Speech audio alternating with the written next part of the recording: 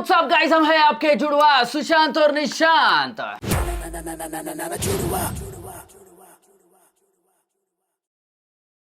नमस्ते, सत श्री अकाल, अस्सलाम वालेकुम, नमो बुद्धाय। तो गाइस फाइनली ध्रुव राठी भाई की तरफ से एक वीडियो आया है इस केस पे। Calcutta case, how to make India safe for woman, Dhruv Rathee. ठीक है, तो ज्यादा टाइम वेस्ट न करते वैसे भाई बहुत लेट आए हैं। बिल्कुल बिल्कुल। तो हो गया यार, कोई रहते जैसे कि सब अपने अपने काम में रहता है, कुछ कुछ पर्सनल काम रहते हैं या कोई ये रहते, समझ रहे हो ना, तो इसमें बिजी रहते हैं, तो ज्यादा टाइम वेस्ट न करते सीधा वीडियो पे आते। आपका काम यही है कि नया हो तो चैनल को सब्सक्राइब जरूर करना और इंस्टाग्राम में जरूर फॉलो करना। ऐसे ही प्यार रखो, ऐसे सपोर्ट रखो, ऐसे ही सजेशन जरूरी है। देखते हैं और बात करते हैं इसके बारे में गाइस, है ना। चलो लगा दे सुशांत, और भाई के साथ साथ अपन अपनी भी ओपिनियन देंगे। बिल्कुल ठीक है, जो हम लोग बहुत दिनों से सोच रहे हैं कि कैसा होना चाहिए। चलो नमस्कार दोस्त। कोलकाता के आरजीकर हॉस्पिटल में 31 साल की ट्रेनी डॉक्टर के साथ जो हेनस क्राइम हुआ, उसने पूरे देश की आत्मा को झकझोर दिया। बिल्कुल बिल्कुल।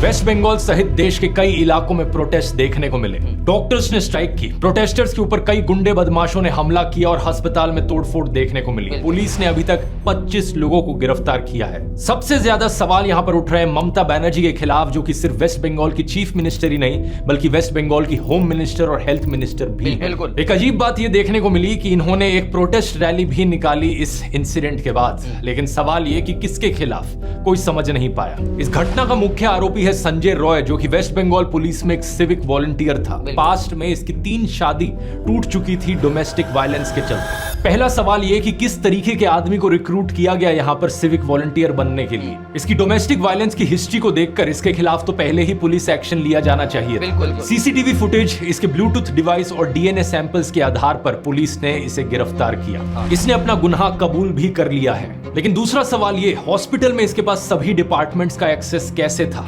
घटना के कुछ दिन बाद इस केस को सीबीआई को ट्रांसफर करने की डिमांड उठी। सीएम ममता बनर्जी ने इसे भी श्रग ऑफ करने की कोशिश करी, ये कहते हुए कि मुझे तो इससे कोई समस्या नहीं है। अगर अगले कुछ दिनों में पुलिस कुछ नहीं कर पाई तो वो खुद ही इस केस को सीबीआई को ट्रांसफर करने वाली है। कोलकाता हाईकोर्ट ने पुलिस की विश्वसनीयता की कमी जैसे कारणों का हवाला देते हुए मामले को सीबीआई को सौंपने का आदेश दिया। साथ ही साथ हाईकोर्ट ने यह भी याद दिलाया कि किसी केस के सीबीआई को सौंप दिए जाने की डिमांड दिखाती है कि स्टेट पुलिस में लोगों का भरोसा नहीं रहा है, और ये होम मिनिस्टर और चीफ मिनिस्टर ममता बनर्जी का एक फेलियर है। यहाँ आता है हमारा तीसरा सवाल, आखिर किस तरह संदीप घोष जैसा आदमी आरजीकर मेडिकल कॉलेज का प्रिंसिपल बना हुआ था? इस पर आरोप है कि ये बहुत ही करप्ट इंसान रहा है। अलेजिडली इसने माफिया की तरह इस मेडिकल कॉलेज को चलाया, लेकिन बार बार इसका ट्रांसफर रुक जाता था। अंदेशा है कि इनके टीएमसी के करीबी होने की वजह से था। इस केस में भी इन पर संगीन आरोप लगे कि कैसे इन्होंने मामले को दबाने की कोशिश करी, इसे एक आत्महत्या दिखाने की कोशिश करी। विक्टिम के पेरेंट्स को कई घंटों तक विक्टिम की बॉडी नहीं दिखाई गई। एफआईआर लिखने में भी देरी हुई और इन्हें जब वहां से हटाया गया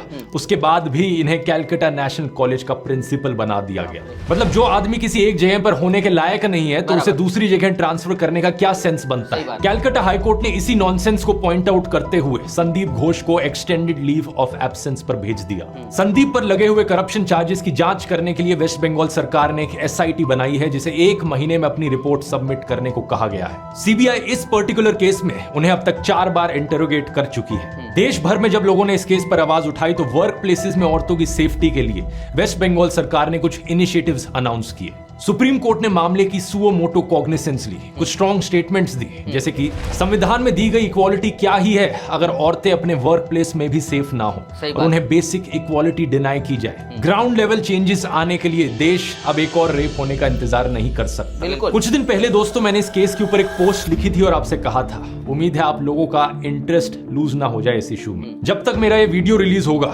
शायद आउटरीच खत्म हो चुकी होगी, शायद प्रोटेस्ट रुक चुके होंगे, लेकिन क्या देश में हो रहे हर रोज के करीब 80 रेप केसेस रुक गए होंगे? बिल्कुल भी नहीं। कोलकाता की खबर के बाद आई उत्तराखंड से ये खबर, एक नर्स के साथ भी ऐसा ही हादसा हुआ। इस केस में बस ड्राइवर और बस कंडक्टर शामिल थे। बेंगलुरु में 21 साल की कॉलेज स्टूडेंट पार्टी से घर जा रही थी और उसके साथ भी ये देखने को मिला।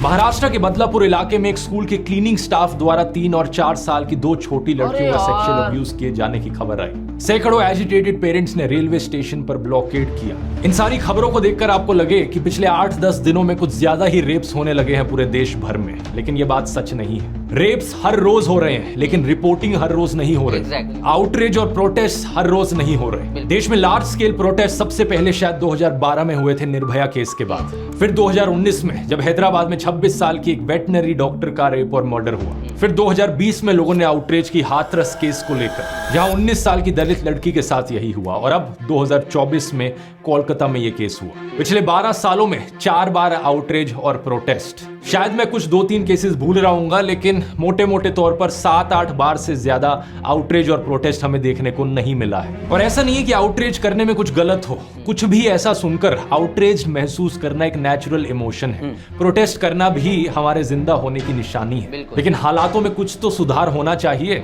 2012 से लेकर हम अब तक देखें तो हो इसका उल्टा ही रहा। 2012 के आसपास एक साल में 25,000 ऐसे केस रिपोर्ट होते थे, जबकि एनसीआरबी के लेटेस्ट फिगर्स के अनुसार 2022 में 31,000 ऐसे केस रिपोर्ट हुए, यानी कि हर दिन के 85 रेप केसेस। अगर हम बढ़ती हुई पॉपुलेशन के साथ साथ प्रपोर्शन भी देखें तो उसमें भी हमें उछाल देखने को मिलता है। तब से लेकर अब तक देश की पॉपुलेशन बढ़ी है करीब 1.14 टाइम्स, लेकिन रेप केसेस बढ़े हैं करीबन 1.25 टाइम्स। इसका मतलब साफ है, सिचुएशन बदतर होती जा रही है। जो रेप के रूट कॉजेज हैं वो ना केवल बने हुए हैं बल्कि बढ़ते जा रहे हैं। इस वजह से मुझे एब्सर्डिटी महसूस होती है। एक हफ्ते प्रोटेस्ट हो ये ठीक है, लेकिन साल के बाकी दिनों ऐसा बिहेव करना जैसे कि सब चंगा सी, ये एब्सर्ड है। क्या होना चाहिए सिचुएशन में सुधार के लिए? क्या आप लोग इस अनकंफर्टेबल डिस्कशन के लिए तैयार हैं? ये डिस्कशन इसलिए अनकंफर्टेबल होगा क्योंकि शायद आप देखेंगे कि आप में से बहुत से लोग किसी ना किसी तरह इनडायरेक्टली इस प्रॉब्लम का हिस्सा है। क्या आप इसे एक्नॉलेज करेंगे? मुझे नहीं पता, क्योंकि वीरदास ने बस इतना ही कहा था कि हम टू इंडिया में जी रहे हैं। एक तरफ हमारे देश में औरतों की पूजा करी जाती है और दूसरी तरफ उनके साथ ऐसे हेनस क्राइम्स होते हैं। बात गलत तो नहीं थी, लेकिन लोगों को बुरा लग गया। इसी तरह निर्भया केस के बाद लेस्ली एडविन की एक डॉक्यूमेंट्री आई थी, इंडियाज डॉटर।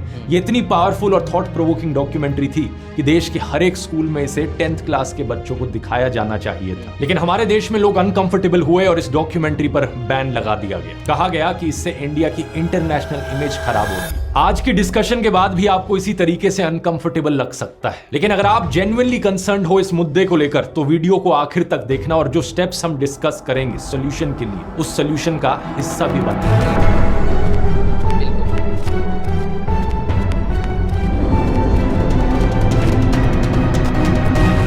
इस वीडियो की शुरुआत करते हैं एक बड़े सिंपल से सवाल से। क्या रेप गलत है?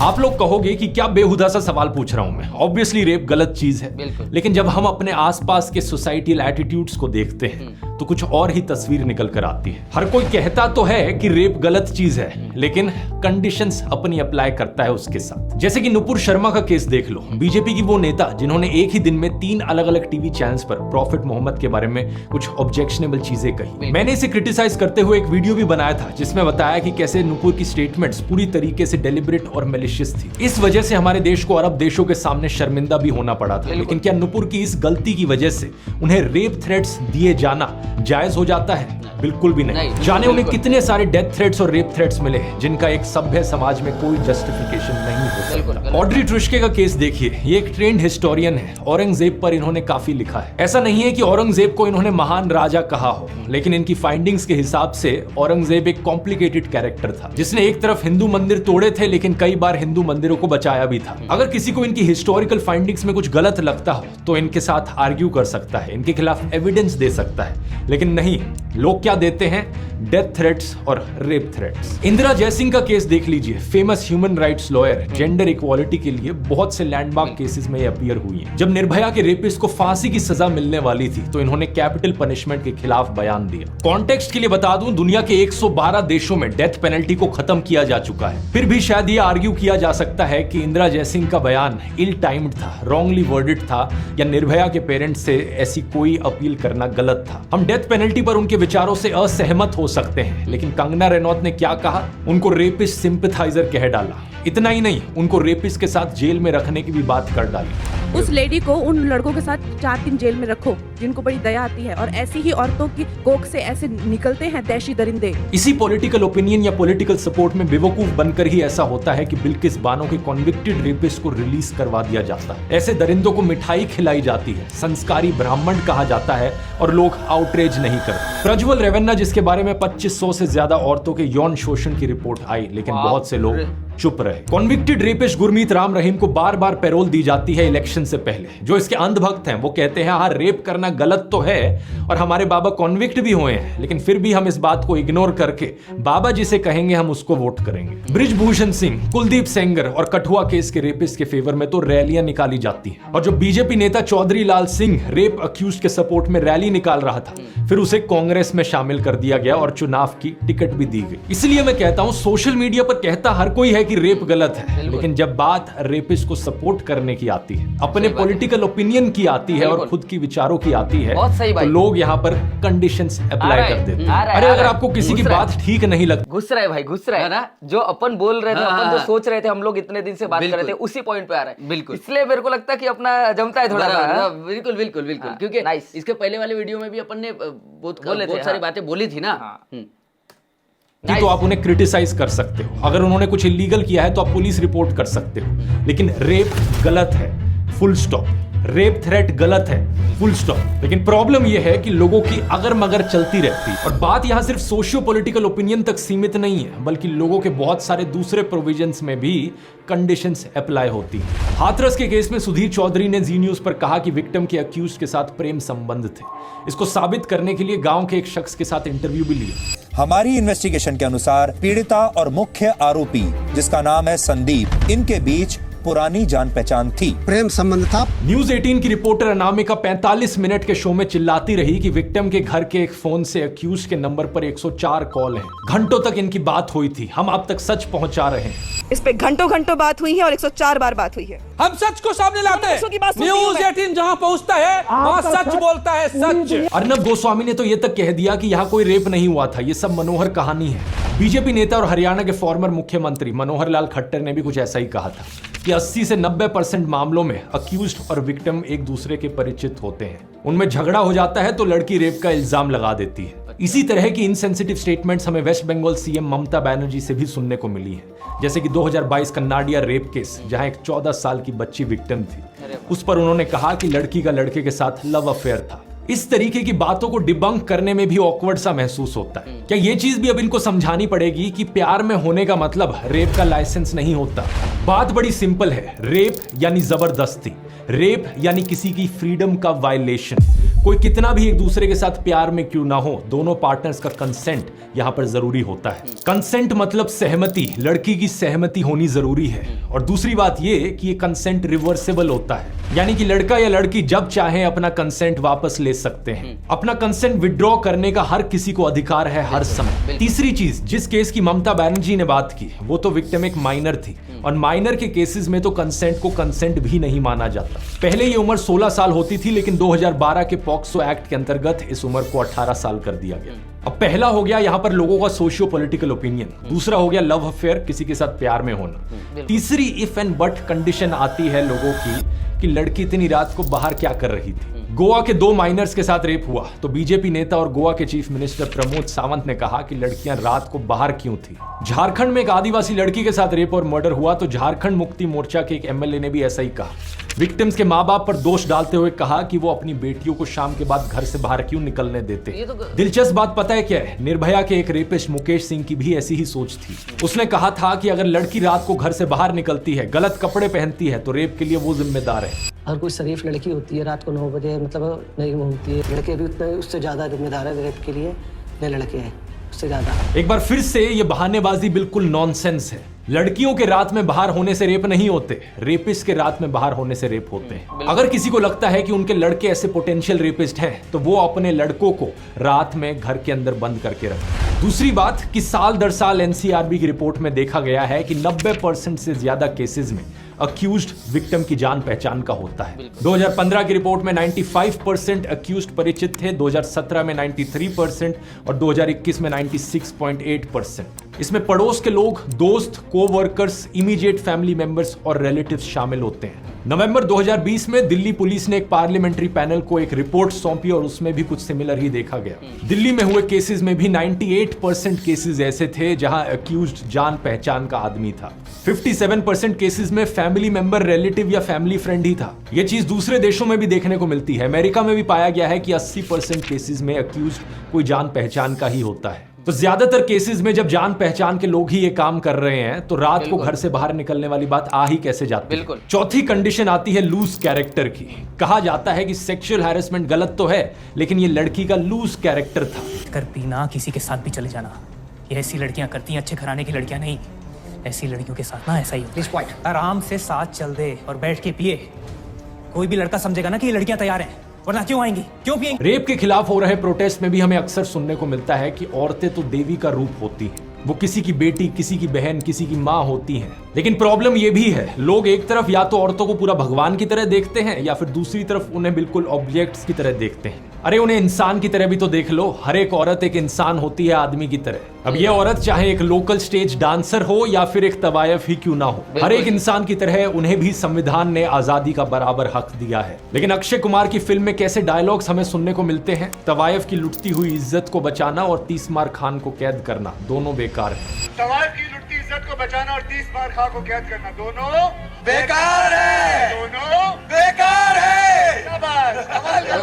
कुछ रेपिस्ट मेंटालिटी के लोगों की ऐसी सोच होती है कि अगर लड़की स्टेज पर डांस कर रही है तो उसके साथ छेड़छाड़ की जा सकती है। ऐसे लोग उस औरत को चरित्रहीन कहते हैं, लेकिन असलियत में इस विचारधारा के लोगों से ज्यादा चरित्रहीन कोई हो नहीं सकता। एक शानदार फिल्म आई थी इस पर एक बार, अनारकली ऑफ आरा, जिसमें स्वरा भास्कर ने ऐसी ही एक लोकल स्टेज डांसर का रोल किया था। एक नेता उस पर असॉल्ट करता है तो वो उसके खिलाफ लड़ती है। फिल्म में यही दिखाया गया है कि हर एक औरत को अपने शरीर पर अधिकार है। पिंक भी ऐसी ही एक सेंसिटिव फिल्म है जिसमें दिखाया गया है कि किसी लड़की के शराब पी लेने का मतलब ये नहीं होता कि उसके साथ मिसबिहेव किया जा सके। ये रेपिस्ट मेंटालिटी वाले लोगों का एक और एक्सक्यूज होता है कि लड़की ने तो शराब पी हुई थी। ये बात सही है कि शराब पीना सेहत के लिए हानिकारक होता है, लेकिन शराब पीने से किसी का कैरेक्टर जज नहीं किया जा सकता और इसे सेक्सुअल असॉल्ट का बहाना तो बिल्कुल नहीं बनाया जा सकता। यहां भी कंसेंट यानी सहमति जरूरी है। इनफैक्ट बीएनएस सेक्शन 63 तो ये भी कहता है कि औरत की कंसेंट इंटॉक्सिकेशन की वजह से थी तो रेप का चार्ज भी बन सकता है। छठी कंडीशन, जो कि सबसे कॉमन विक्टिम ब्लेमिंग है, कि रेप गलत तो है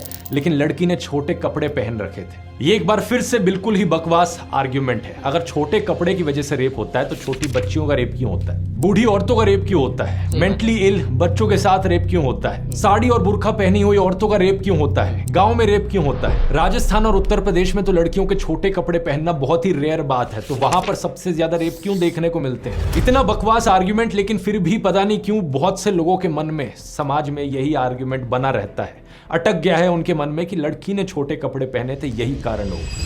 All the ladies wear the shorted dress or naked direct. If you are the parents, please control the girls. Bombay high court में तक एक आदमी ने एक बार कहा था कि छोटे कपड़ों की वजह से रेप होता है। कोडी कोर्ट, सेशन कोर्ट्स में तो एक जज ने कह दिया था कि फोटो में कंप्लेन करने वाली ने भड़काऊ कपड़े पहने हुए थे, इसलिए अक्यूज्ड के खिलाफ प्राइमा फेसी सेक्सुअल हैरेसमेंट का सेक्शन नहीं लगेगा। बीजेपी नेता सीसी पाटिल ने भी ऐसा ही कुछ बयान दिया था, जो बाद में असेंबली में पॉन देखते हुए पकड़े गए थे। बीजेपी एमएलए रेणुकाचार्य और राजकोट में बीजेपी मेयर रक्षा बोरिया भी ऐसे बयान दे चुके हैं। एक एनजीओ अक्षरा सेंटर ने 8 शहरों में सर्वे किया, करीबन 3000 आदमी और 3000 औरतों का सर्वे किया जो 15 से 29 साल की उम्र के बीच के थे। इनमें से 54.8% लड़कों ने कहा कि रिवीलिंग कपड़े पहनने की वजह से रेप या सेक्सुअल हैरेसमेंट होती है। और कमाल की बात तो देखिए, 39.2% फीमेल्स का भी यही मानना था, यानी औरतें खुद इस गलत सोच का शिकार हैं। इस सोच के पीछे जिम्मेदार है एक बड़ा पॉपुलर परसेप्शन, जो लोगों का मानना है कि रेप का कारण होता है सेक्सुअल अर्ज। कुछ दिन पहले ही एक फिल्म आई थी महाराजा, फिल्म अच्छी थी लेकिन उसमें भी रेप का यही इनकरेक्ट रिप्रेजेंटेशन दिखा रखा था। बहुत सी पुरानी हिंदी फिल्मों में जहां रेप को एक शैलो प्लॉट डिवाइस की तरह इस्तेमाल किया जाता है, जहां प्रेम चोपड़ा, शक्ति कपूर और रंजीत ने रेपिस्ट के किरदार निभाए हैं, वहां भी रेपिस्ट को इसी तरीके से पोर्ट्रे किया गया। जानी दुश्मन की इस पुरानी फिल्म ने तो सारी हदें पार कर दी थी। अक्षय कुमार का कैरेक्टर इस फिल्म में लड़की को अपने मोलेस्टर्स को माफ करने को कहता है, ये कहकर कि तुम्हारी जैसी खूबसूरत लड़की को देखकर तो मरे हुए आदमी का भी दिल धड़क उठे। तुम्हारी जैसी खूबसूरत लड़की को देखकर मरे हुए आदमी का भी दिल धड़क उठे, फिर तो ये जीते जागते नौजवान है, इनका क्या हाल होगा? लेकिन सच बात क्या है दोस्तों कि सेक्सुअल अर्ज का रेप से कोई कनेक्शन नहीं है, इसलिए इसे जवानी का जोश कहकर जस्टिफाई करना बंद कर दो। ऐसा नहीं है कि जो लोग रेप नहीं करते उनमें अर्ज नहीं होती, और रेपिस्ट में इतनी अर्ज होती है कि वो अनकंट्रोलेबल हो जाती है। ये बिल्कुल बकवास बात है। बहुत बार रेपिस्ट के पास कोई कंसेंटिंग पार्टनर भी होता है, वो शादीशुदा होते हैं। पॉल गेबार्ड की इस रिसर्च में और कई सारे सर्वेज में यही चीज बार बार बताई गई है। असलियत में रेप के पीछे 3 कारण होते हैं और रेपिस्ट को 3 कैटेगरीज में डिवाइड किया जाता है। पहले है पावर रेपिस्ट, जो सेल्फ वर्थ इश्यूज से पीड़ित होते हैं। इस एक्ट के थ्रू वो एक पावर फील करना चाहते हैं। दूसरे एंगर रेपिस्ट, जिनमें गुस्सा होता है। ये लोग बहुत अब्यूजिव होते हैं और गालियां देते हैं, और विक्टिम अगर रेजिस्ट भी ना करे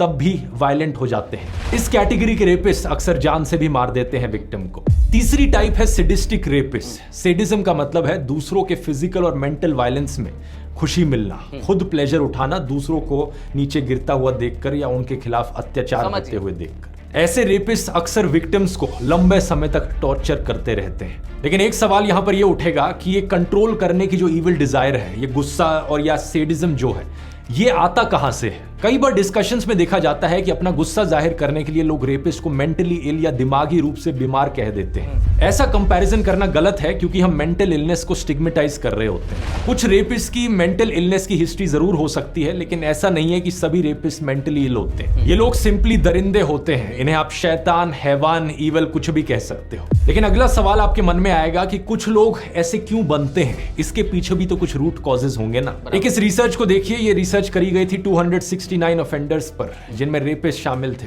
बहुत सारे कॉजेज आइडेंटिफाई किए गए। उनके बचपन में उनके साथ हुआ चाइल्ड अब्यूज, 10 साल की उम्र से पहले ही पोर्नोग्राफी का exposure, physical abuse, parental violence, emotional abuse, animals के प्रति क्रूअल्टी दिखाना, बचपन में ही वायलेंट फिल्में या फिर मीडिया का एक्सपोजर होना, पेरेंट्स से दूर हटकर रहने वाला या एंजाइटी से भरा हुआ रिलेशन। इन कॉजेज को स्टडी करना इसलिए जरूरी है ताकि समाज में और नए रेपिस्ट को बनने से रोका जा सके। अब ऐसे कारणों से किसी व्यक्ति की ऐसी पर्सनैलिटी तो बन गई कि उसमें डोमिनेट करने का इविल डिजायर, गुस्सा या सैडिज्म भरा हो। लेकिन अमेरिका में हम जिन मास शूटिंग्स के बारे में सुनते हैं, उनमें भी एंगर एक कॉमन फैक्टर है। कुछ लोगों में ऐसा डीप सीटेड एंगर डिप्रेशन का रूप ले लेता है। तो ऐसे में सवाल आता है कि रेपिस्ट के केस में ये डोमिनेट करने की जो इविल डिजायर है, गुस्सा है या सैडिज्म है, ये रेप के थ्रू ही क्यों निकल कर आता है? इसका सही जवाब है रेप कल्चर। दुनिया भर में इस शब्द का इस्तेमाल होता है उस मास मीडिया, उन सोसाइटियल एटीट्यूड्स और ट्रेडिशंस को डिनोट करने के लिए जो रेप को ट्रिवियलाइज या नॉर्मलाइज करते हैं। जैसे कि कमबख्त इश्क फिल्म में करीना कपूर कहती हैं कि तुम क्या मेरा मुंह बंद कराओगे, तो अक्षय कुमार का किरदार उन्हें जबरदस्ती किस कर लेता है। ये सब कॉमेडी के नाम पर होता है। ऐसी ही so called comedy Kabir Singh film में भी देखी जाती है, जहां पर लीड कैरेक्टर एक लड़की को नाइफ पॉइंट पर रखकर मोलेस्ट करता है। लुइस सीके, जॉर्ज कार्लिन और नॉम मैकडोनल्ड जैसे कई सारे famous stand up comedians rape के बारे में ऐसे जोक्स करते हुए देखे गए। और इंडियन स्टैंड अप कॉमेडी में भी गालियों की भरमार है। ना केवल मेल बल्कि फीमेल स्टैंड अप कॉमेडियंस भी ऐसी माँ बहन की गालियां देती हैं जो सेक्सुअल वायलेंस को नॉर्मलाइज करती हैं। ये वाली बात हमने कितने बार उठाई है। हाँ, कितने बार उठाई है। मतलब कुछ कॉमेडियंस कितने हम लोग का इंडिया बहुत अच्छा है यार। हाँ, ठीक है, मतलब बाहर का कल्चर भाई रखो, इतना ही रखो। और पर लोगों क्या करेंगे, लोगों को भी वही पसंद आ रहा है। वो लोगों को पसंद नहीं आ रहा है, वो पसंद करवाया जा रहा है यार। गाइस कभी कभी देखो, मेरे को, आपको भी हंसना पसंद है, मेरे को भी हंसना पसंद है। मैं कुछ वीडियोस देखता हूँ ना, मेरे को ऐसा होता है कि यार मेरे मतलब पहले मैं देखता था मेरे वीडियोस ना घर वाले देख सकते हैं। कितने लोग हैं, कितने यूट्यूबर्स ऐसे कुछ जो जिनका आराम से आप देख सकते हो। डर लगता है कोई भी वीडियो देखने के लिए, ऐसे म्यूट कर, थोड़ा आवाज कम करके, क्योंकि कभी कुछ भी आ सकता है। घर पे किसी घर पे चलता है, किसी घर पे नहीं चलता यार। ये सब डर लगता है मेरे को। बच्चे रहते बैठ के, कभी गाली आ गई इधर, ऐसा होता है, ऐसा हो जाता है यार। ये क्या मामा है क्या बोल रहा? हाँ, यार हमारे भांजे बोलते हैं ये मामा है कि ये क्या बोला। उसको क्या बताऊं मैं अभी, बताओ। ये तो बहुत बड़ा मुद्दा है। मेरे को ऐसा है कि हमारा इंडिया का कल्चर ही बहुत अच्छा है, ठीक है, तो अपना इधर ही रखो। अभी आप चाहे गाने भी देखो गाइस, गानों में भी इतनी गालियां। अरे भाई हम लोग ने, भाई साहब शोज चला रहे, उसमें गालियां दे रहे पब्लिक, और इतनी भद्दी गालियां हो रही कि मतलब मेरे को इवन कल ही मैं एक देख रहा था, मैं बोला यार ये क्या यार निशो, यार ये क्या हो रहा है यार। मतलब मेरी भी गाली निकल जाती है। अरे वैसे लोगों को माँ बाप की रिस्पेक्ट नहीं है। मतलब मैं कुछ ऐसे सुना यार इनके माँ बाप कैसे देखते होंगे ऐसा होता? ये होता और होगा यार। मतलब कुछ कुछ बातें ऐसी बोल देते कि यार ये कैसे बोल सकते हैं यार। वही तो एक मतलब मेरे इसमें भी गाली निकल जाती गाइस, पर वो अलग है और ये जो मैं बोल रहा हूँ ना ये बहुत अलग है। मेरे इसमें वो ऐसा हो जाता है मेरे इसमें। वो तो मतलब अरे बाप रे, कुछ कुछ आर्टिस्ट है गाइस, अरे वो इतनी गालियां देते गानों में कि मतलब मैंने तो रिव्यू करना बंद कर दिया ऐसे गाने। लोग बोलते हैं यार आपने बंद कर दिया, यार मैं क्या करूं? मैं ये प्रमोट करूं क्या? ये दिखाऊं क्या पब्लिक को? ये करूं क्या? तो इसलिए बहुत सारे लोगों को लग रहा होगा कि यार जुड़वा थोड़े से ना अभी पहले जैसे नहीं रहे। हाँ, हम लोगों ने वो जो पहले थे ना वो अच्छे गाने रिव्यू आ रहे थे हमको करने को। अभी ऐसे गाने आ रहे हैं कि उसमें गालियां भी है और मतलब इतनी गंदगी है कि मेरे को सुन के कान में खून निकल रहा है। प्रमोटर्स ऐसे प्रमोट कर रहे हैं कि क्या बहुत सारी बातें हैं यार। अब छोड़ जान दे, ये टॉपिक बहुत बड़ा है, मैं इस पे वीडियो बनाऊंगा ध्रुव भाई जैसा, पर ऐसा एडिटर चाहिए फिर मेरे को। हाँ, फिर आएगा मजा, क्योंकि मेरी चीजें चल आगे देखते हैं। यार प्रमोट करो पर झूठ तो मत बोलो। वही तो गाना ऐसा प्रमोट उसको ऐसा कर रहे, गाना इतना प्राउडली गाना इधर रहता है, प्रमोट उसको ऐसा करते। इतना डिफरेंस है गाने में। झूठ तो मत बोलो, प्रमोशन तो सबको जरूरत है पर झूठ तो मत बोलो। हाँ, आर्टिस्ट के बारे में, उसके गाने के बारे में इतना प्रमोट कर देते हो कि वो तो ट्रैश था पर उसको प्रमोट ऐसा कर दिया कि अरे भाई एक नंबर। चलो कोई नहीं, पर देखो आपका भी मैं बोल रहा हूँ गाइस, आपके हाथ में भी है। जुड़वास चेंज इसलिए हुए क्योंकि जुड़वास को चेंज लाना है, क्योंकि ये जो कल्चर बाहर का ला रहे हैं ना ये खराब कल्चर है। हमारे इंडिया को लोग पूछते हैं कि भाई यार क्या है यार इनके इधर क्या कल्चर है, क्या कल्चर है यार। हर लोग ऐसे मिलके रहते हैं और फिर इधर कुछ लोग ऐसे गंदगी फैलाते और हम लोग जैसे ही कुछ लोग रहते ये वो ऐसा वैसा करते रहते और गाने ऐसे सुन रहे फिर तुम यार। वही तो अपने भगवान ने तो नहीं बताया। स्टैंड अप कॉमेडियंस भी ऐसी माँ बहन की गालियां देती हैं जो सेक्सुअल वायलेंस को नॉर्मलाइज करती हैं। दोस्तों के साथ कैजुअल कॉन्वर्सेशंस में भी कई सारे लोग ऐसी गालियों का इस्तेमाल करते हैं जो कि आम बात बन गई है। कुछ लोग ये गुस्से में करते हैं तो कुछ लोग मजाक में करते हैं, लेकिन ये सब करने से रेप कल्चर नॉर्मलाइज होता है। इसी को ही कहते हैं रेप की नॉर्मलाइजेशन, जहां आपको रेप जोक्स पर हंसी आती है, रेप वीडियो देखने में या रेप थ्रेट्स देने में गिल्टी महसूस नहीं होता। साइकोलॉजिस्ट मधुमिता पांडे ने तिहाड़ जेल में बंद 122 कन्विक्टेड रेपिस्ट और साथ ही 65 कन्विक्टेड मर्डरर्स से बात की। उन्होंने एक साफ अंतर देखा मर्डरर्स और रेपिस्ट में। ज्यादातर मर्डरर्स को खून करने वालों को अपने किए हुए पर रिग्रेट था, अफसोस था। उन्हें यह भी एहसास था कि उनकी एक्शंस की वजह से कैसे दूसरों की जिंदगियां तबाह हो गई। लेकिन दूसरी तरफ ज्यादातर रेपिस्ट को अपने किए हुए पर कोई रिग्रेट नहीं था। इसलिए हमें समाज में ये देखने को मिलता है कि बहुत से रेप अक्यूज लोग रिपीट ऑफेंडर्स होते हैं, क्योंकि एक बार उन्होंने गलत किया तो उन्हें लगता ही नहीं कि उन्होंने कुछ गलत किया है। और सवाल यहाँ पर यह है कि उन्हें रिग्रेट क्यों नहीं होता। मधुमिता ने उन्हें 2 क्वेश्चनर्स दिए और सामने आया कि उनके औरतों के बारे में बहुत ही रिग्रेसिव व्यूज थे। और ये इकलौती ऐसी रिसर्च नहीं है, बहुत सारी पहले भी ऐसी रिसर्च करी गई है। सुजैन ब्राउन मिलर ने अपनी 1975 की किताब against our will men women and rape में यही बात बताई थी कि रेप एक इंटिमिडेशन का कॉन्शियस प्रोसेस है। सुजैन के अलावा रिचर्ड जॉनसन, डैनियला कुज़मैनो, रेबेका विंसेंट जैसे बहुत से रिसर्चर्स की यही फाइंडिंग्स रही हैं। इस सब के ऊपर बात आती है टॉक्सिक मैस्कुलिनिटी और पेट्रियार्कल कल्चर की, जहां औरत को एक आजाद इंसान के बजाय एक इंफीरियर सब ह्यूमन की तरह देखा जाता है। उसके ऊपर ना जाने कितनी रिस्ट्रिक्शंस लगाई जाती हैं कि ये मत पहनो, बाहर मत जाओ, ज्यादा खुलकर मत हंसो। एक औरत को अक्सर एक ऑब्जेक्ट की तरह भी देखा जाता है। रणबीर कपूर की एक cringe worthy ad, score more with Axe blast, वही मानसिकता दर्शाती है कि लड़कियां तो एक ऑब्जेक्ट है। करीना कपूर का ये गाना, तंदूरी मुर्गी हूं यार, गटका ले मुझे अल्कोहल से, आप पटा ले मुझे मिस्ड कॉल से, बादशाह का गाना। ये गाना मेरा फेवरेट है वैसे, इसका अरेंजमेंट बहुत अच्छा है। अरेंजमेंट अच्छा है। तो गाइस यही बोल रहा हूँ। अभी जैसे कि लोग बोलते हैं यार आजकल कोई साथ में नहीं देखते, फैमिली बैठती नहीं है, तो इसका ये भी एक रीजन है कि ऐसे कंटेंट आ रहे हैं कि आजकल डर लगता है साथ में बैठने को, इसलिए वो सब अपने अपने में बहन अपना फोन लेके बैठी है, पापा अपने फोन लेके बैठे हैं, भाई अपना फोन लेके बैठा है, मम्मी अपना, समझ रहे हो ना, सब अपना, क्योंकि क्या कब का आ जाए ऐसा हो रहा है। सही बात है। तो इवन म्यूजिक भी, पहले मेरे को गाइस जब मैं म्यूजिक गाली वाला म्यूजिक रिव्यू करता था ना, मजा, ओ भाई साहब क्या बोल दिया, बट ये बहुत ज्यादा हो रहा है। पहले ना थोड़ा थोड़ा था, ठीक है, अभी इतना ज्यादा हो रहा है कि मतलब अभी हद से बाहर जा रहा है ये चीज।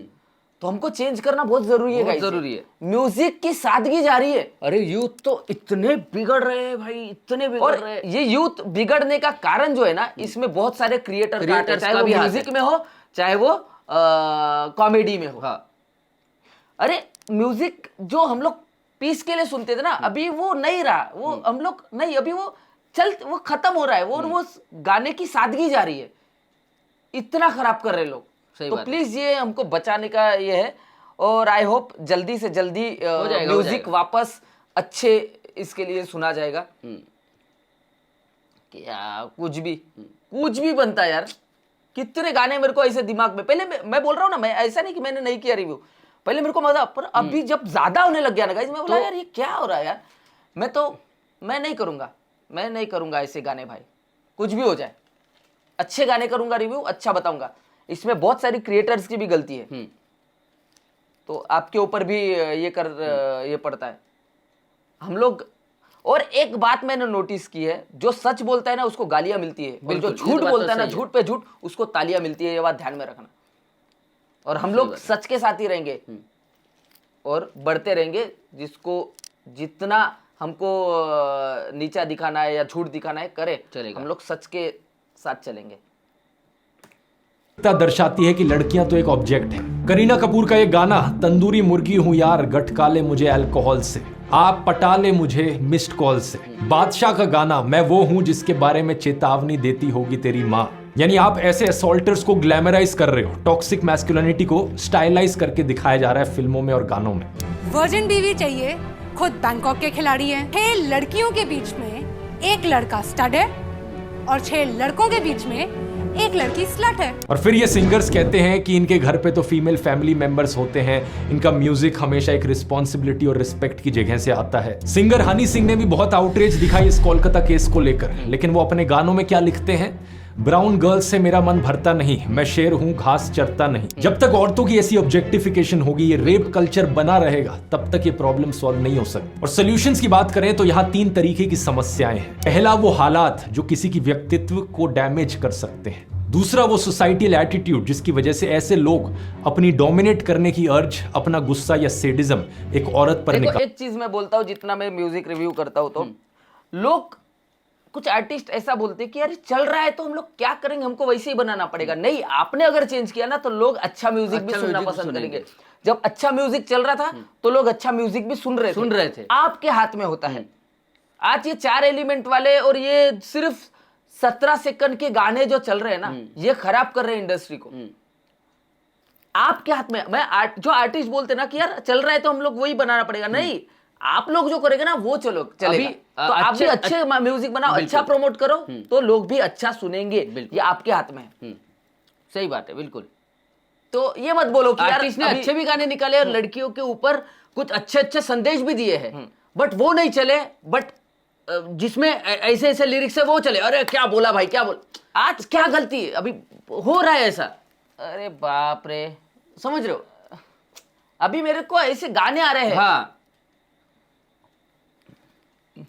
लाएंगे चलो, इस पे रहेगा, बात करेंगे इस पे, टॉपिक आएगा ये। ऐसे लोग अपनी डोमिनेट करने की अर्ज, अपना गुस्सा या सेडिज्म एक औरत पर निकालते हैं। और तीसरा, ये मटेरियल कंडीशंस जिनकी गड़बड़ी के चलते ऐसा हो पाता है। हमें इस प्रॉब्लम को समाज से खत्म करने के लिए इन तीनों फ्रंट्स पर काम करना होगा और हर किसी को इसमें भाग लेना होगा। पहला, जो रूट कॉजेज है उन्हें हटाया जाए ताकि ये ट्विस्टेड पर्सनैलिटी प्रिवेंट की जा सके। सरकार को यहाँ पर अलग अलग डिपार्टमेंट्स में वुमेन एम्पावरमेंट को स्पीड अप करना होगा। लोगों को एजुकेट किया जाए, एजुकेशन को नंबर 1 प्रायोरिटी बनाया जाए, लोगों के रोजगार की स्थिति में सुधार आए। स्कूलों में सेक्स एजुकेशन दी जानी चाहिए, बच्चों को गुड टच बैड टच के बारे में बताया जाना चाहिए। सभी सरकारों को कानूनी प्रक्रिया में सुधार करने की जरूरत है। दूसरा, सोसाइटल एटीट्यूड्स की बात करें तो ये काम सिर्फ सरकार का नहीं है, बल्कि हम सब लोगों का है। पहली बात, हमें समाज से माँ बहन की गालियां खत्म करनी होंगी। आज से संकल्प लें दोस्तों कि इन गालियों का आप आज के बाद से कभी इस्तेमाल नहीं करोगे, ना डेली लाइफ में, ना सोशल मीडिया पर। चाहे कोई भी इंसान से आप कितना ही क्यों ना डिसएग्री करते हो, आप किसी इंसान से कितनी ही नफरत क्यों ना करते हो, रेप थ्रेट्स नहीं दिए जाने चाहिए, रेप जोक्स पर हंसना नहीं चाहिए। और इसके बाद समाज में हमें जहां भी सेक्सिस्ट एटीट्यूड देखने को मिले, चाहे वो कोई ऐड हो, कोई फिल्म हो, कोई गाना हो, कोई यूट्यूब वीडियो हो, किसी का कमेंट हो, किसी का स्टैंड अप एक्ट हो, उसे कॉल आउट किया जाना चाहिए। बिल्कुल। उसके खिलाफ आवाज उठाई जानी चाहिए। लॉ एंड ऑर्डर को मजबूत बनाने के लिए हमें पुलिस में सारी वैकेंसीज फिल करने की जरूरत है। पुलिस को और इंडिपेंडेंट बनाने की जरूरत है स्टेट गवर्नमेंट से, ताकि किसी भी ऐसे मामले में पॉलिटिक्स कभी भी जस्टिस के बीच में इंटरफेरेंस ना करे। उम्मीद है आपने इस वीडियो से कुछ नया सीखा होगा। इस वीडियो को अपने फ्रेंड्स और फैमिलीज के साथ शेयर कीजिए, ताकि सभी लोगों में इस चीज को लेकर अवेयरनेस बढ़ाई जा सके, ताकि सभी लोग साथ में मिलकर इन सॉल्यूशंस पर काम कर सकें। और भी विस्तार से सेडिज्म और वायलेंस पर बात करी है, यहां क्लिक करके देख सकते हैं। बहुत बहुत धन्यवाद। धन्यवाद। जय हिंद। यार गाइस, मैं वही बोल रहा हूँ, अगर आप लोग साथ दे रहे होंगे ना गाइस, तो प्लीज हमारे साथ बहुत जुड़ कुछ सुधार जाओ। सकते हैं अपन, बहुत कुछ सुधार हम लोग सकते हैं। अच्छा म्यूजिक वापस लाएंगे जो जुड़वाज ने किया था उस टाइम पे। बिल्कुल। अभी कुछ कुछ जो पता नहीं कहाँ से आए ये फेक सोच लोग वाले पैदा हो गए कि ये लोग गलत म्यूजिक आप तक पहुंचा रहे गाइस, और हम लोग अच्छा कर रहे हैं, हम लोग सच बोल रहे हैं, तो हमको झूठ दिखाने की हम हमारे पे झूठे ये लगा रहे कि ये नहीं आता, वो नहीं आता। तुम्हारे बाप लोग है, कैसे बताए? करते हमारे साथ जुड़ जाओ गाइस। उसका भी करते जुगाड़, कोई टेंशन नहीं। नकली लोगों की दुकान बंद करेंगे। बिल्कुल। बहुत अच्छा ध्रुव भाई, बहुत अच्छा मैसेज था। ये जो रेप केस चल रहा था कलकत्ता वाला, उसके बाद जो भाई ने टर्न किया ना वीडियो को, बहुत अच्छा लगा। बहुत अच्छा लगा। ये हम लोग क्या है, हम लोग आपके जैसे बड़े यूट्यूबर नहीं है ना भाई, इसलिए हम लोग की बात सुनना पसंद, क्योंकि जो झूठे लोगों की बात मानना चालू कर दिया ना, ये जेनजी लोग, पब्लिक, ये जवान, ये नए नवेले लोग हैं। सही बात। हमको म्यूजिक सिखाते यार, जो इतने डिग्रियां लेके बैठे इसमें भाई। पर ध्यान में रखना, बाप बाप होता है और बेटा बेटा ही होता है, ठीक है? तो प्लीज जुड़ जाओ गाइज, हम लोग चेंज करते हैं, मिलके चेंज करेंगे। और गाइस, बहुत सारे लोग हैं जिनके घर पे नहीं चलती गालियां वगैरह, डर लगता है। छोड़ो, बहुत बड़ा टॉपिक हो जाएगा। हम लोग जल्दी इस पे गानों के लिए जल्दी वीडियो लाएंगे। बाकी अगर हमसे कुछ छूट गया होगा तो माफ कर देना, कुछ गलती हो गई होगी तो माफ कर देना। बाकी आप ऐसे ही प्यार रखो, ऐसे ही सपोर्ट रखो, और नए हो तो चैनल को सब्सक्राइब जरूर करना और इंस्टाग्राम में जरूर फॉलो करना। मिलते हैं नेक्स्ट वीडियो में। जय जय भारत, पीस आउट।